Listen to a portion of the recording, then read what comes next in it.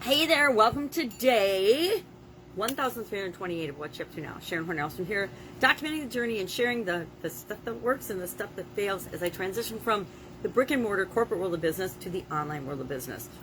Today I want to talk a little bit about what I'm working on, but also something that I think is really, really important that we, on a conscious level, almost never think about. At least I don't really think about it, and that is what things mean to us. What things mean and how we define them is absolutely positively up to each and every one of us. And our idiom, our expression for Supersize Your Business today was talent wins games, but teamwork and intelligence wins championships. And to me, there's so much in that expression, so much in that idiom, so much wisdom, but also so many ways that we can take it and define it differently, and it can mean different things to different people.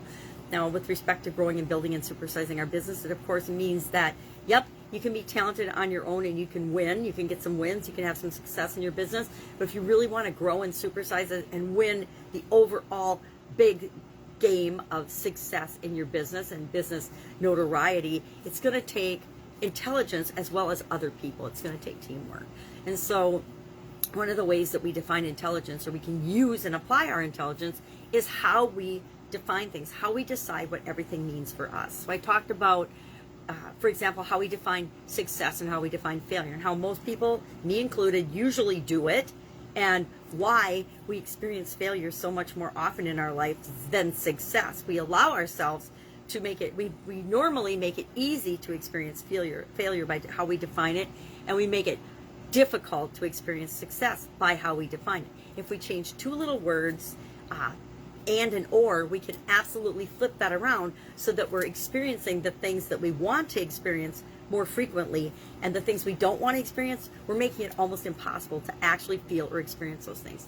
I actually did this to myself in my life, in my past, with respect to depression, with respect to the word failure, depression. It is almost impossible for me to feel depression nowadays, because I changed the way I define it by making it impossible to feel. I had to do all these different things and feel all these different ways, and I used the word and I had to not be trying, I had to not be ever getting out of bed, I had to not ever have a positive thought for 30 days or more straight. I had to every single day, all day long, only have a negative thought and never have a positive thought, never enjoy myself, never have anything that felt good to me for ever. And by adding absolute terms and the word and, I made it impossible to feel depressed. I made it impossible to feel failure, because to me, in order to feel failure and to actually be a failure, it's impossible for me to be that, because I define failure using the word and I have to have all these crazy things, this and this and this and this and this, and never learn a thing from any experience in order to feel failure. So I almost never feel failure. Do I try things and they don't work? Absolutely. Pretty much every day I try something on and it doesn't work. I try some new tactic or thing or strategy that I learned. I try to apply it and it doesn't work perfectly for me. But it's not a failure. It's a success because of how I define success. To define things I want to experience more in my life now, I use the word or. So I break down all the different ways that I can feel success or positive or happy about something, any feeling I want to experience more of, and I make it easy to feel and experience that feeling. So it's really, really happy for me to feel, really, really easy for me to feel happy, accomplished, success, positive, delighted, curious, and it's really, really hard for me to feel things like doubt, worry, fear, anger, jealousy, judgment, because I made my definition of those and this and this and this and this, and so it's almost impossible to experience and feel those things. Versus success, happiness, joy, love, freedom, the things I want to feel, I've defined them so that it's easy for me to feel them using or statements. I make it easy. If I have even a penny in my purse, any money in my bank account at all, I feel successful. If I treat anyone in any way, shape, or form, either in thought, feeling, or act with kindness or compassion, or the way I want to be treated, if I do what I say I'm going to do, or I be present in the current situation, if I be optimistic or positive in any shape, way, if I smile at a stranger, to me, I get to feel a little hit of success. And so we can set ourselves up for feeling the way we want to feel more often, or we can do just the opposite. I say let's set ourselves up to feel the way we want to feel by making it easy to experience the positive feelings and the things that make us feel good, and make it impossible, at least super duper hard, to ever experience the things we don't want to experience or we don't want to feel on a regular basis. And it's as simple as changing and using or to define things versus and to define things. Love to talk to people more about this. If anybody's curious about this, we could probably have a whole half-day workshop on how to do this in different areas and aspects of our life alone. But this idiom, this saying by Michael Jordan, who is the greatest of all time with respect to basketball, for what I know about basketball, is it just triggered this thought and this idea in me that I should share this, because not a lot of people think about it. And there's so many little nuances like that in our lives, and little things that we can do that make a huge impact and a huge difference on us. I like to share those things when I'm reminded to share them, because if I can make life better, if I can positively impact the life of anyone, that's part of my success definition and success formula.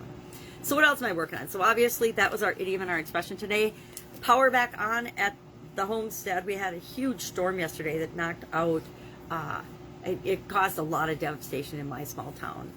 Live in a small border town in Wisconsin, and we live right on we don't live right on the river, but we live a little bit, about, I don't know, an eighth of a mile from the river. And the rooftop of our beach house down at the river and the lakefront was literally picked up and thrown past the parking lot, across the street, and into the front of our library building. Blew out all the windows, dumped railings, took off all the front. It's really, my daughter and I and my granddaughter went down and checked it out, and we're like, whoa. And then we drove around a little bit to see the devastation in our town, which was, it's bad to say, but it made us feel better about the damage that happened to our home, because you look out at 4 o'clock in the morning and you've got your phone flashlights because the power's out and you can't really see what's going on, but you see trees and debris everywhere in your house. You don't really see any water leaking in, so you're grateful for that. But you're like, all right, we know there's problems. The kids have their motor home out front here, and that of course got branches on it and dents, and so stuff happens. But as you go around and you see what could have happened and what's happening to other people, it just makes you feel better about your situation. This is, again, how we define things. We think, oh my God, it's the end of the world. We lost 3 trees. And then you look around at people that have 100-year-old trees uprooted in their yard, laying on their front porch, and you just realize, well, thank goodness people didn't get hurt in this, but wow, this was definitely something to remember in a bad storm.